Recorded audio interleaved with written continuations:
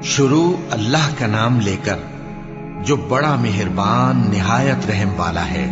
طاسین، یہ قرآن یعنی کتاب روشن کی آیتیں ہیں، مومنوں کے لیے ہدایت اور بشارت ہے، وہ جو نماز پڑھتے اور زکوٰۃ دیتے ہیں اور وہ آخرت کا بھی یقین رکھتے ہیں۔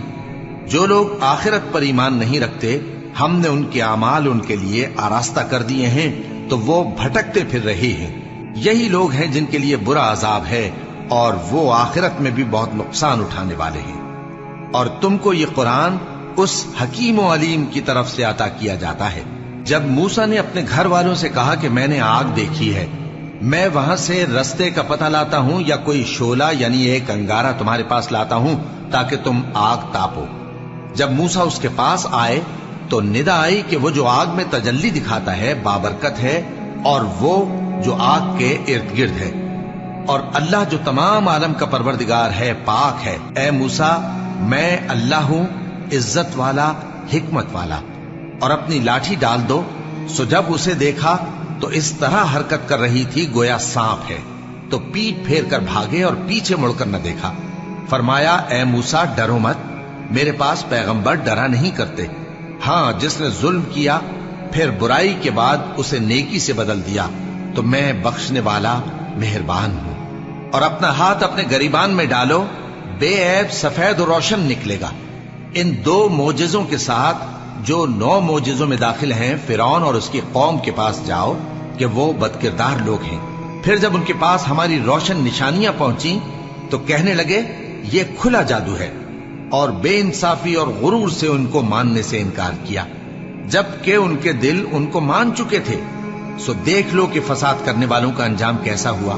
اور ہم نے داؤد اور سلیمان کو علم بخشا، اور انہوں نے کہا کہ اللہ کا شکر ہے جس نے ہمیں اپنے بہت سے مومن بندوں پر فضیلت دی۔ اور سلیمان داؤد کے قائم مقام ہوئے اور کہنے لگے کہ لوگوں، ہمیں اللہ کی طرف سے پرندوں کی بولی سکھائی گئی ہے اور ہر چیز عنایت فرمائی گئی ہے، بے شک یہ اس کا خاص فضل ہے۔ اور سلیمان کے لیے جنوں اور انسانوں اور پرندوں کے لشکر جمع کیے گئے اور پھر ان کی جماعتیں بنائی گئیں، یہاں تک کہ جب چیونٹیوں کے میدان میں پہنچے تو ایک چیونٹی نے کہا کہ چیونٹیوں، اپنے اپنے بلوں میں داخل ہو جاؤ، ایسا نہ ہو کہ سلیمان اور اس کے لشکر تم کو کچل ڈالے اور ان کو خبر بھی نہ ہو۔ تو وہ اس کی بات سے ہنس پڑے اور کہنے لگے کہ اے پروردگار، مجھے توفیق عنایت کر کہ جو احسان تو نے مجھ پر اور میرے ماں باپ پر کیے ہیں ان کا شکر کروں، اور ایسے نیک کام کروں کہ تو ان سے خوش ہو جائے، اور مجھے اپنی رحمت سے اپنے نیک بندوں میں داخل فرما۔ اور جب انہوں نے پرندوں کا جائزہ لیا تو کہنے لگے کیا سبب ہے مجھے ہدہد نظر نہیں آتا؟ کیا کہیں غائب ہو گیا ہے؟ میں اسے سخت سزا دوں گا یا ذبح کر ڈالوں گا یا میرے سامنے اپنی بے قصوری کی واضح دلیل پیش کرے۔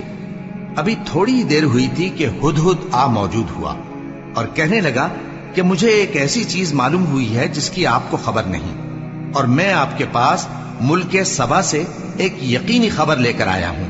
میں نے ایک عورت دیکھی کہ ان لوگوں پر حکومت کرتی ہے اور ہر چیز اسے میسر ہے، اور اس کا ایک شاندار تخت ہے۔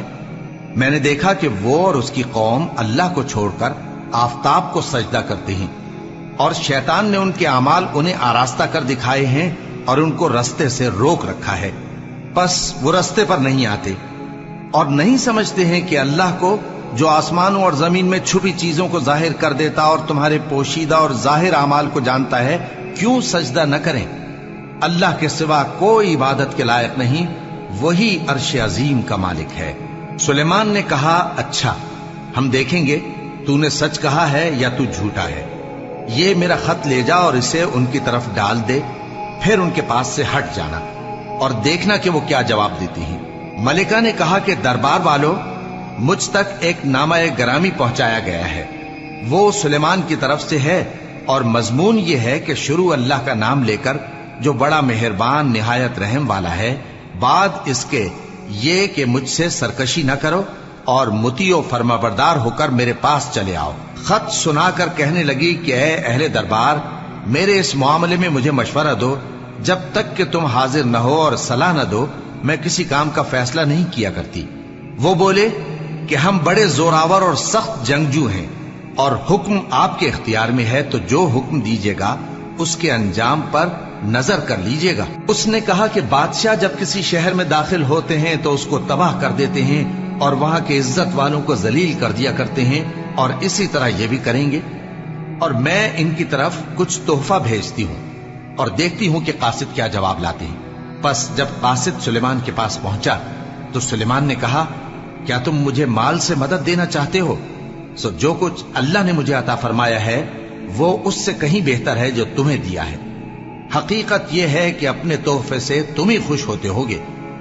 उनके पास वापस जाओ, अब हम उन पर ऐसे लश्कर लेकर हमला करेंगे जिनके मुकाबले की उनमें ताकत न होगी, और उनको वहां से बेइज्जत करके निकाल देंगे और वो जलील होंगे।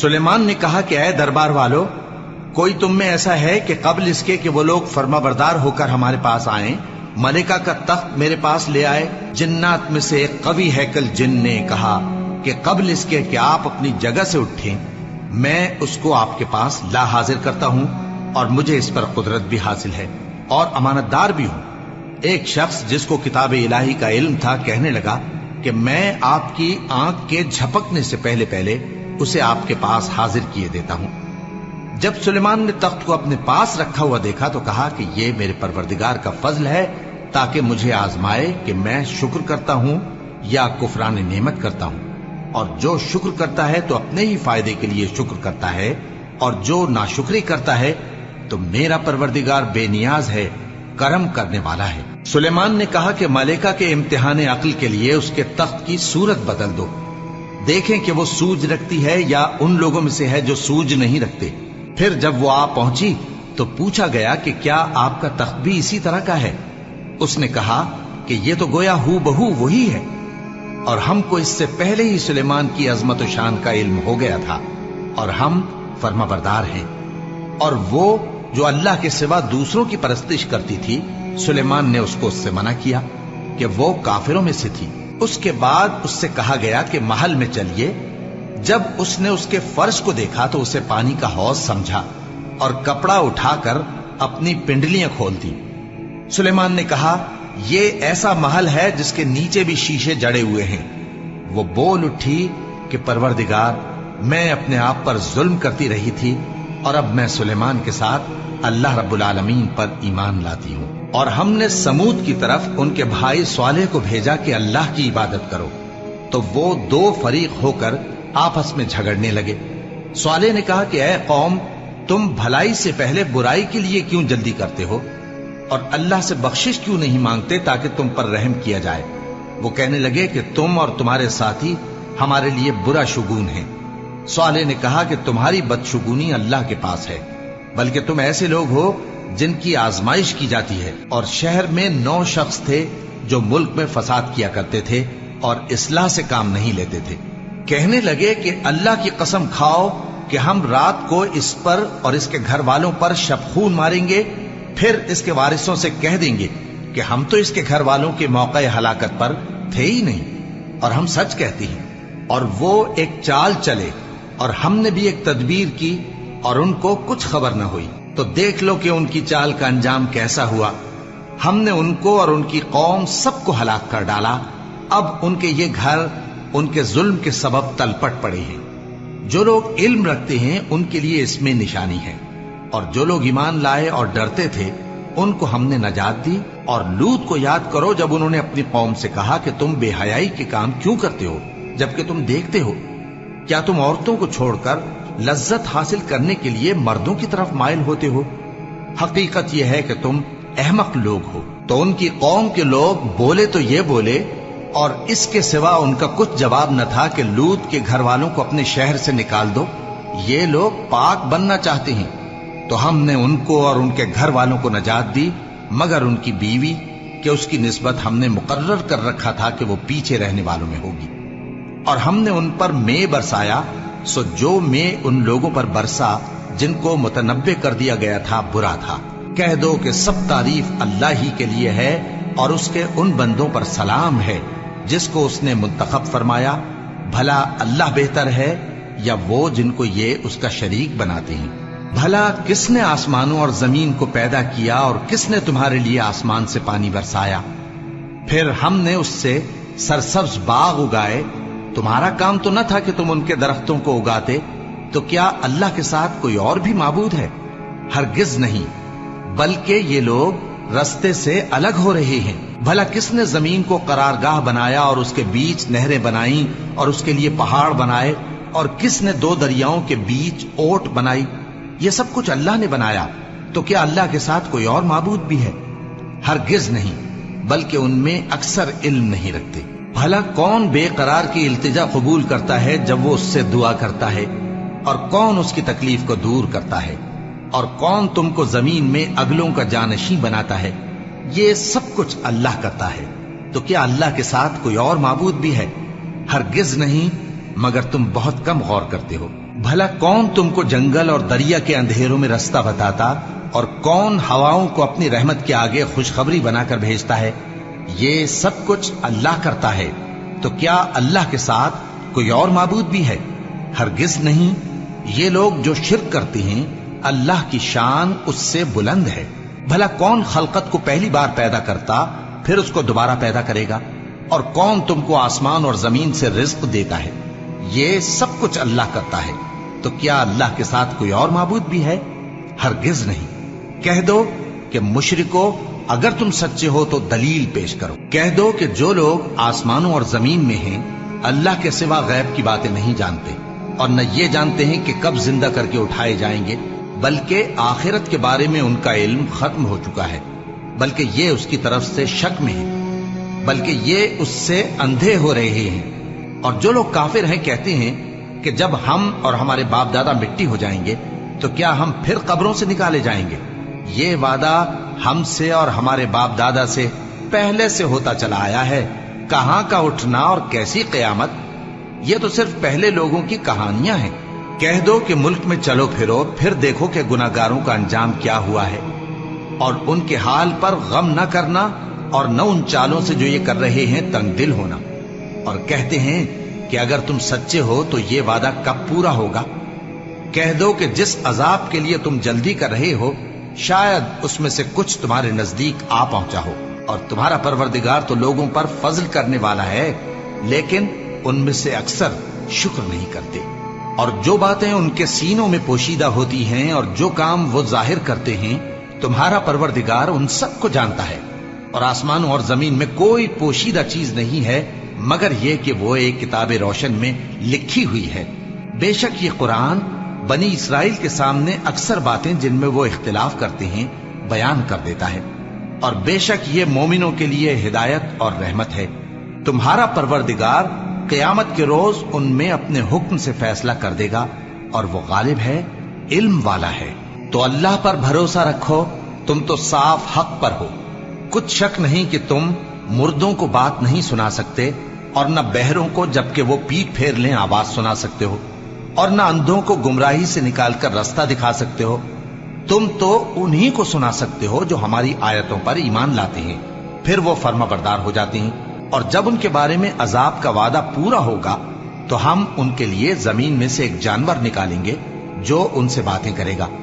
ये हम इसलिए करेंगे कि लोग हमारी आयतों पर ईमान नहीं लाते थे। और जिस रोज हम हर उम्मत में से एक बड़े गिरोह को जमा करेंगे जो हमारी आयतों की तकजीब करते थे, फिर उनकी जमात बंदी की जाएगी, यहां तक कि जब सब आ जाएंगे तो अल्लाह फरमाएगा कि क्या तुमने मेरी आयतों को झुटला दिया था, हालांकि तुमने अपने इल्म से उनका इहाता तो किया ही न था। भला तुम क्या करते रहते थे? और उनके जुल्म के सबब उनके हक में वादा अजाब पूरा होकर रहेगा, तो वो बोल भी न सकेंगे। क्या उन्होंने नहीं देखा कि हमने रात को इसलिए बनाया है कि उसमें आराम करें, और दिन को रोशन बनाया है कि उसमें काम करें?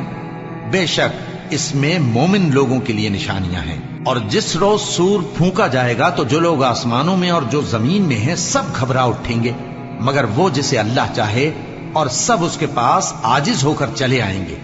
और तुम पहाड़ों को देखते हो तो ख्याल करते हो कि मजबूत जमे हुए हैं, मगर वो उस रोज इस तरह उड़ते फिरेंगे जैसे बादल। ये अल्लाह की कारीगरी है जिसने हर चीज को मजबूत बनाया। बेशक वो तुम्हारे सब अफआल से बाखबर है। जो शख्स नेकी लेकर आएगा तो उसके लिए उससे बेहतर बदला तैयार है, और ऐसे लोग उस रोज घबराहट से बेखौफ होंगे। और जो बुराई लेकर आएगा तो ऐसे लोग औंधे मुंह दोजख में डाल दिए जाएंगे। तुमको तो उन्हीं अमाल का बदला मिलेगा जो तुम करते रहे हो।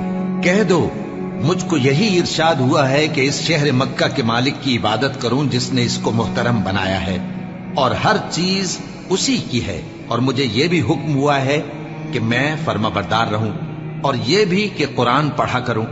अब जो शख्स राह रास्त इख्तियार करता है तो अपने ही फायदे के लिए इख्तियार करता है, और जो गुमराह रहता है तो कह दो कि मैं तो सिर्फ खबरदार करने वाला हूं। और कहो कि अल्लाह का शुक्र है, वो तुमको अनकरीब अपनी निशानियां दिखाएगा तो तुम उनको पहचान लोगे, और जो काम तुम करते हो तुम्हारा परवरदिगार उनसे बेखबर नहीं है।